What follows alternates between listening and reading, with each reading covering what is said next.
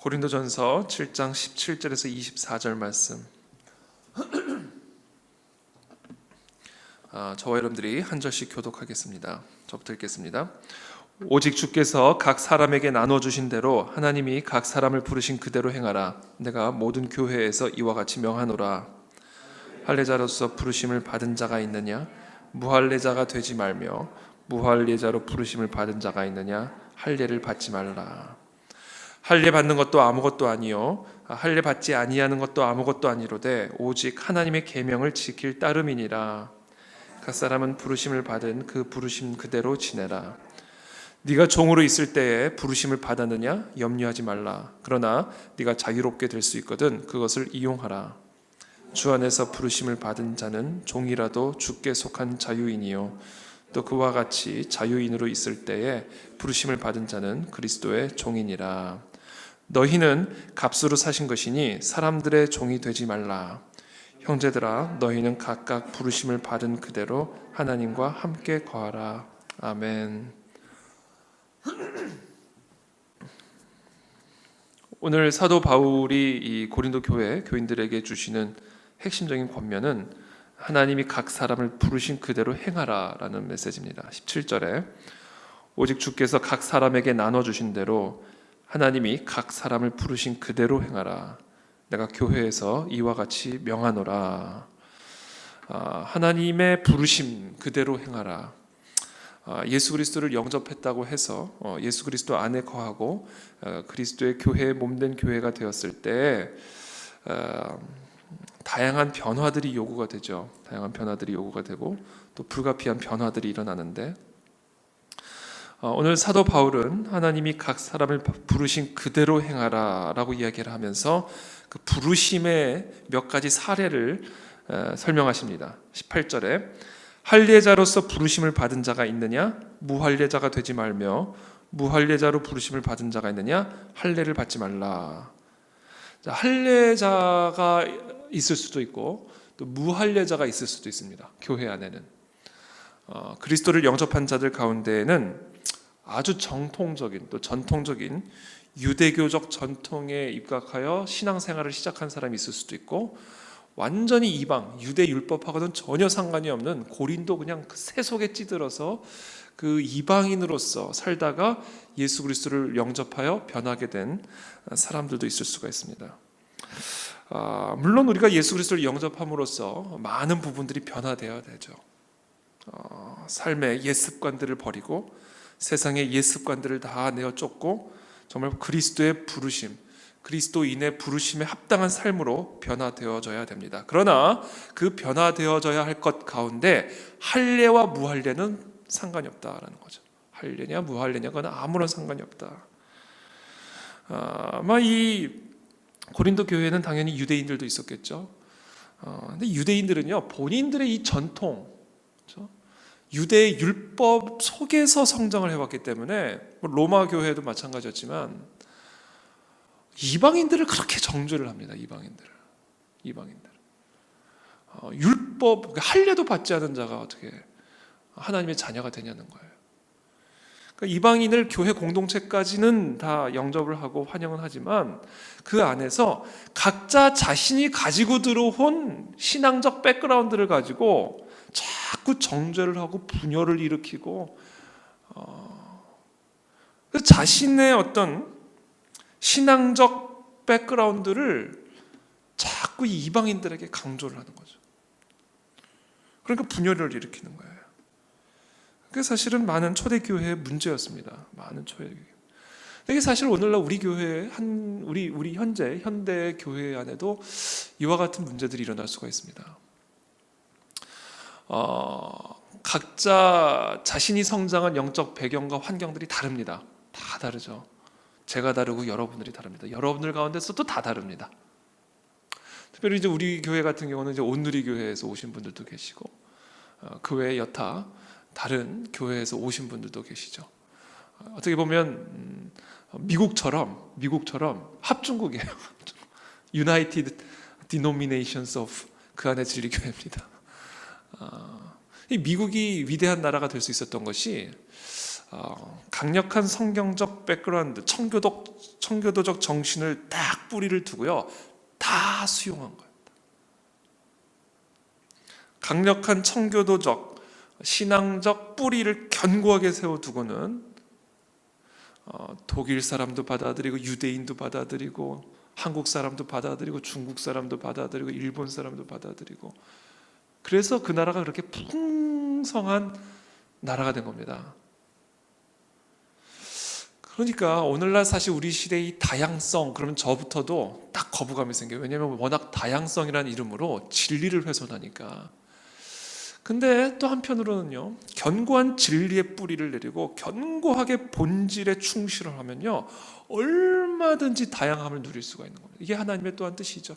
여러분 세계를 다녀보세요. 얼마나 하나님이 다양하게 창조하시는지. 세상을 한번 보세요. 하나님이 얼마나 다양하게 이 세상을 창조하셨는지. 근데 그 다양함이 하나님의 이 주권이라는 질서 안에서 이루어질 때 이것은 기가 막힌 아름다움과 열매로 나타나는 겁니다.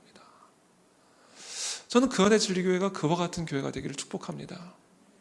예수 그리스도의 진리, 그리스도 안에 있는 이 진리의 뿌리를 내려서 모든 것을 다 수용해 줄 수 있고 모든 것들이 다 용인되어질 수 있는, 할례자든 무할례자든 유대인이든 이방인이든 그리스도의 진리라고 하는, 예수 그리스도의 복음이라고 하는 이 본질만 명확하면 각자의 부르심대로 행하셔도 되는 겁니다. 각자의 부르심대로. 그게 지금 사도 바울이 고린도 교회에게 주시는 권면이죠.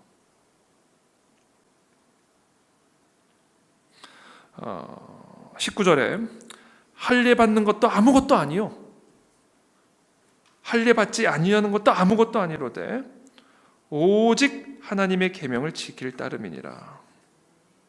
다 비본질적인 거라는 겁니다.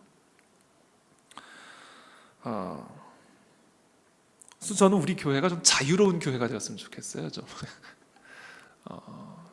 자유로운 교회, 그러나 강력한 진리와 강력한 복음이 역사하는 교회, 강력한 말씀 있는 교회.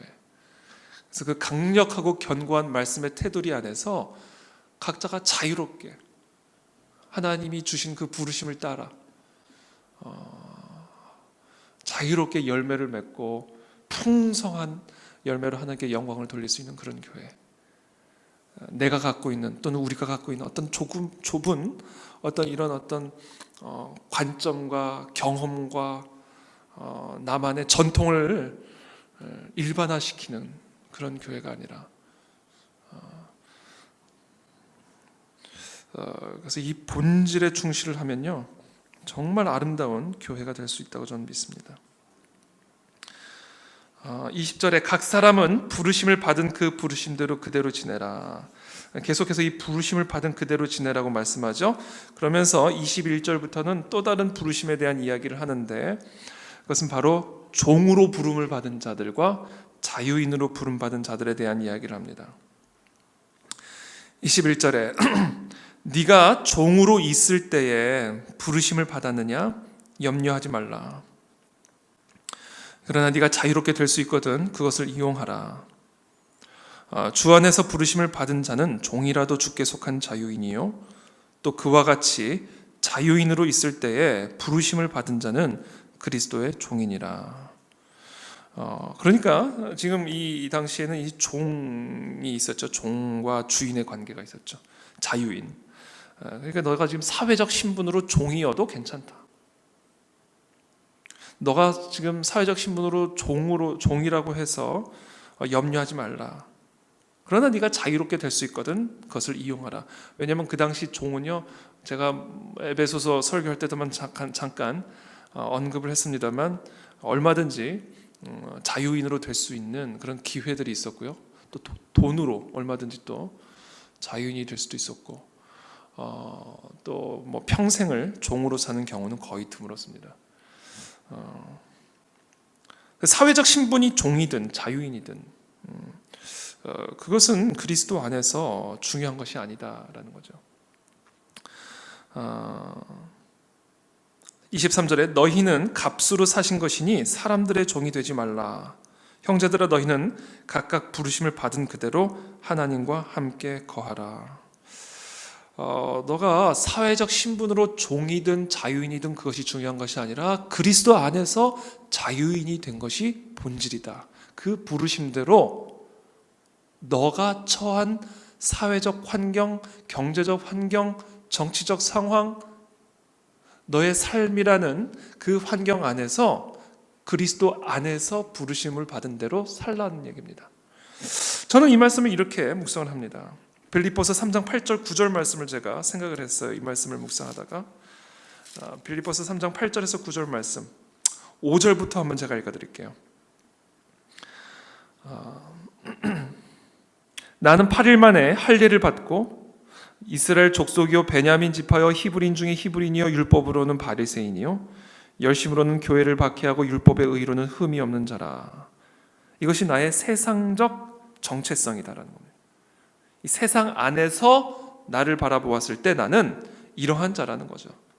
그러나 7절에 무엇이든지 내게 유익하던 것을 내가 그리스도를 위하여 다 해로 여길 뿐더러 또한 모든 것을 해로 여김은 내 주 그리스도 예수를 아는 지식이 가장 고상하기 때문이라. 내가 그를 위하여 모든 것을 잃어버리고 배설물로 여김은 그리스도를 얻고 그 안에서 발견되려 함이니.